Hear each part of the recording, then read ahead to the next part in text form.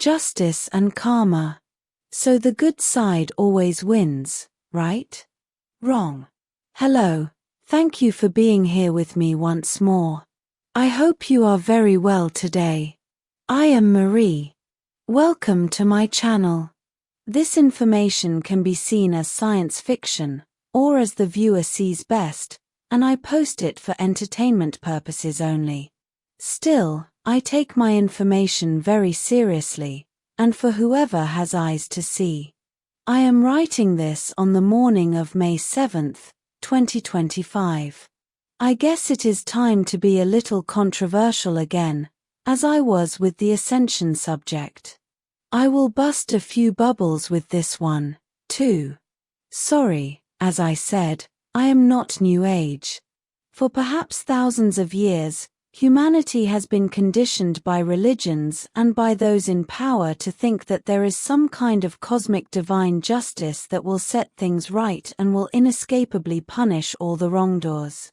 The best example of this, perhaps, is what is taught in the Catholic and Christian doctrines, where the idea that, quote, if not in this life, the wrongdoers will be punished by God when they die, and another similar example of this is found in other religions where the idea appears again, that, quote, if the wrongdoers are not punished in this life, they will be in the next, as the result of karma. This leads to the idea that anyone who is acting in a bad way, whatever that is, will be punished sooner or later, and all that you must do is sit and wait, and then enjoy justice being made. This is then entertained even more by the propaganda the powers that be push upon the general population so energetically, mostly imposing the idea that their police and similar forces will fight for what is right, and then their justice system will fairly punish them in a court of law. Then the New Age comes along, also entertaining the idea that good is always bigger than evil, as it pushes ideas like a positive thought is much more powerful than a negative one, and so on, while it also spreads out a lot of propaganda-like information that also leads people to the conclusion that good is always more powerful than evil. You can see this brainwashing even in a long list of cartoons, where the good side always prevails and the bad ones are always brought to justice, with this consciously and unconsciously programming people to believe this is so, and from a very young age. The problem is that in our empirical world, wherever we may be, it certainly looks like the evil side is always winning. Just look around you and all that dominates is chaos and entropy, on Earth and off-planet, and divine or karmic justice is nowhere to be seen, or only as seen through the lens of your own biased perception and in small localized spots here and there. Being honest, I find it hard to believe that anyone would contradict what I just said, even if they would argue that I must just wait and see, that the good side is gathering steam, and that the cavalry is just behind that hill, charging to the rescue, and fighting for justice at the sound of their trumpets. Ask the Native Americans if such a cavalry is good. As for them, they are the personification of cruelty, evil, and death. And this brings me to my next point. Good and evil are always relative to the observer and to its values and interests. There is no such thing as good and evil, as they are a dualistic interpretation that sprang from the minds of those who have developed values, whichever they may be. The universe, source, God if you want, has no concept of good and evil, it just is, and gives everything the same value from the point of total integration. But what is good and evil anyway? Good could be defined as the very dynamics of integration, and it is related to love, or to the act of making something part of oneself. And evil could be described as the act of disintegration, entropy, and destruction, and which could only be defined as the tendency of whatever is evil to disintegrate itself. It must want to self-destruct, as something that is purely evil cannot hold the notion of self-serving interests, as that would be an act of self-love, therefore it would not be pure evil. As pure evil needs to self-destruct, there would be the seed of its annihilation. Therefore, love and integration would ultimately win. Although this sounds very good, this would only apply to existential higher realms, yet not as high as Source itself, as it, by definition, integrates everything, dissolving duality itself. But a little lower, and in any existential realm where the notion of something that is not something else still exists, there will always be a hint of evil, or evil itself, or there would not be any concept to contrast and define what love and integration are. So, it looks like in the lower realms we are stuck with the existence of evil. But, as I said above, good and evil are only relative to the points of view and the interests and values of the observer, because what is good for someone may not be so for the next person, even though none of the two considers themselves to be evil, and both consider themselves to be righteous and fighting for what is fair. This is clearly seen in wars, where both sides deeply think that they are doing what is right, and both sides consider themselves heroes, even more so after the propaganda they have been fed by their governments and leaders. And this brings me back to my point above. We have all been fed the idea that good always prevails over evil, and many of us believe that, even in the face of plenty of evidence to the contrary. And I say, we, because that is happening off-planet as well, although on Earth it is far stronger, and we can see this as clear propaganda of the ones in power, to soften the population, to make them more controllable and manipulable. If the idea that justice will be made sooner or later is imposed on them, and at the very core of their upbringing, and from a very young age, then the people will tend to wait for the problem to solve itself. They will wait for a savior, and they will do nothing while they are at it. Therefore they will not be a problem for those in power. And they will do even less if they are also imposed the idea that good and evil is already set, and it is God who decides what is and what is not, therefore imposing the idea of sin, of heaven, big pie in the sky awaiting those who behave, and hell, eternal damnation, being burnt in the fires of hell, for those who do not behave. We can see here the concept of good and evil as something already fixed and decided upon. Therefore, all that people must do is obey those sets of fixed rules, be a good servant of God, and a juicy reward awaits them after death, a reward that in some religions includes 30 virgins, and no one asks if those virgins agree. Therefore we can see here that good and evil is relative, again. Also, notice that the reward conveniently for those in power is given to their servants after death. Honestly, the bad side always seems to be winning, and this is because more often than not, it does win, very much on the contrary to what we want to believe, to the point where most people listening to me right now may have strong denial reactions. Honestly and objectively, the bad guys win and win again all over the place. Just look how their evil agendas are being pushed all over Earth and no one seems to be able to stop them, even less so with their hideous strategies, like controlled opposition, which they are always using to confuse the population even more, having them follow false saviors who are simply working for the same masters, but from an illusory different angle. And as they are followers again, they do nothing real and useful to bring real justice to fruition. As good and evil are only relative to the observer, let us get clear with this next thing that is what really concerns us.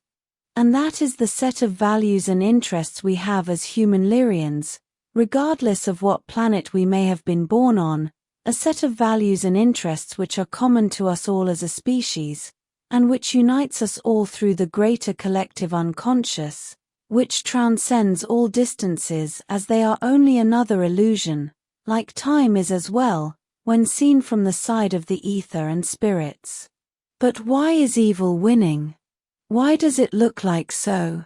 There may be countless reasons for this, but what I can think of right now is because of their different ethical frame, or their lack of it. For example, a bad person may do better in life in every way, simply because he or she has no problem with hurting and exploiting other people to their advantage. This alone gives them a clear edge against the more ethical group within the same population. Translate that same thing to governments, and you have your answer to why evil prevails. Even I am programmed to think that good always wins, and that is what I wish for, as I almost wrote, quote, to why evil, apparently, prevails. This is at the end of my last sentence.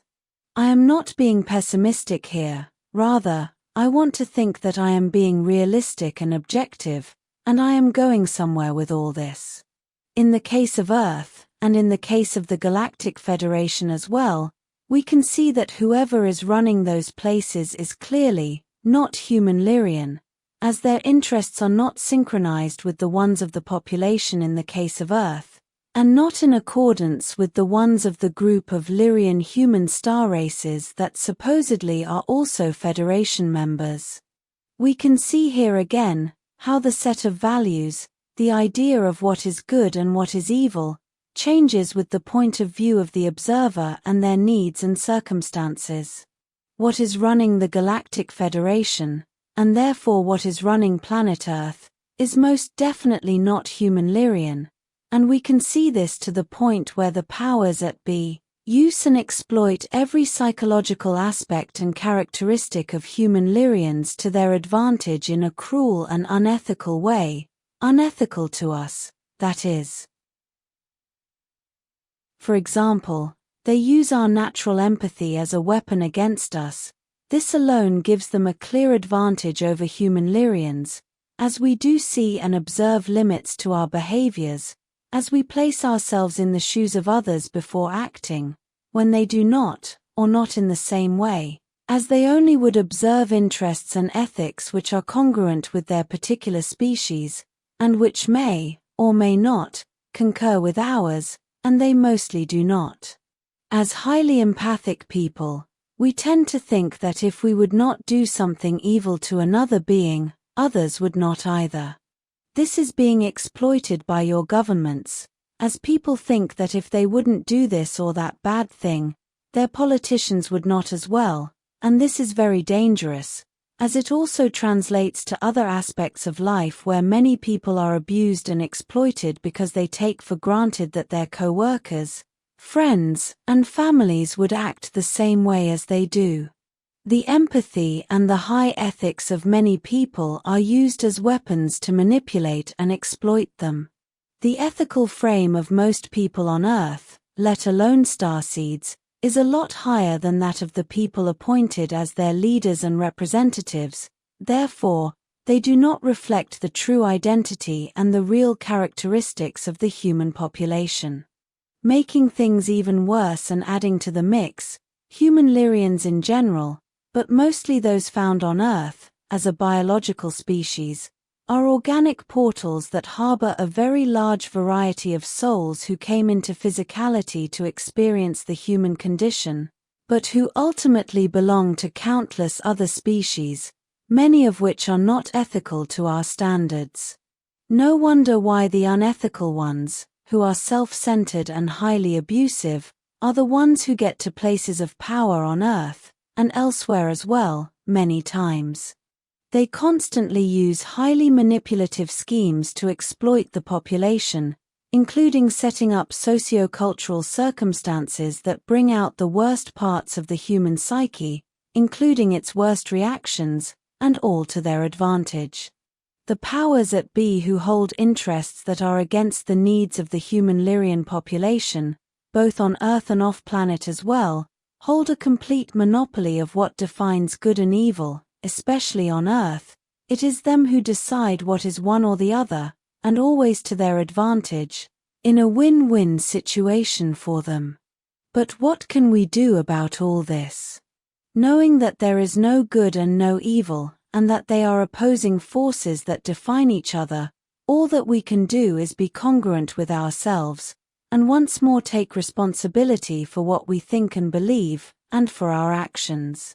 We must fight for what we believe is true, and for what we have decided is ethical and what is right, even despite huge opposition, this especially on Earth, where the governments and their legal systems have absolutely nothing to do with protecting the interests of the general population.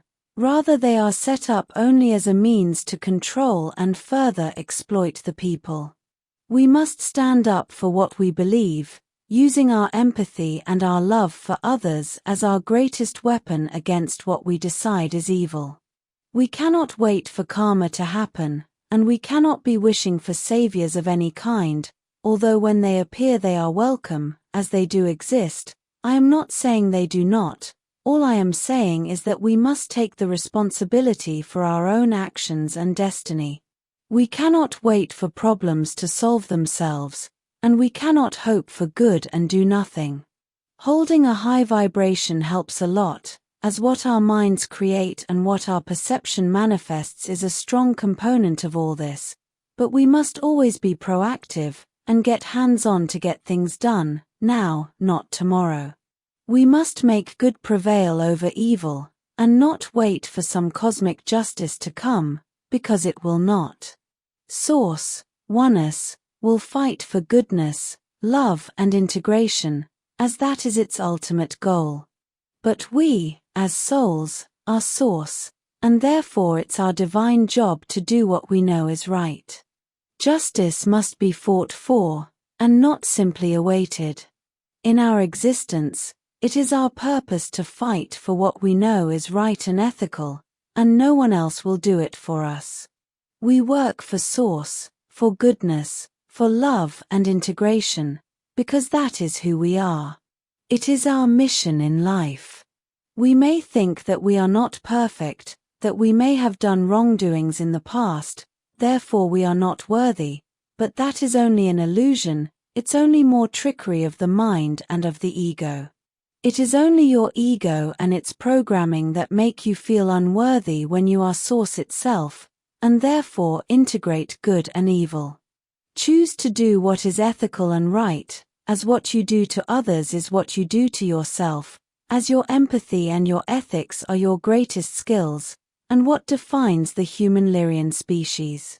Karma only comes as cause and effect, but does not hold any meaning about good and evil, so beware. We must be the agents of the good side, the one of love and integration, because we are Source. We must make things happen, not just wait for them to come to us. That is the purpose of our existence. This will be all for today. As always, thank you for watching my video, and for liking, sharing, and subscribing for more. It helps this channel grow a lot. And I hope to see you here next time. With much love and appreciation, your friend, Queen Marie, 1st of Taygeta.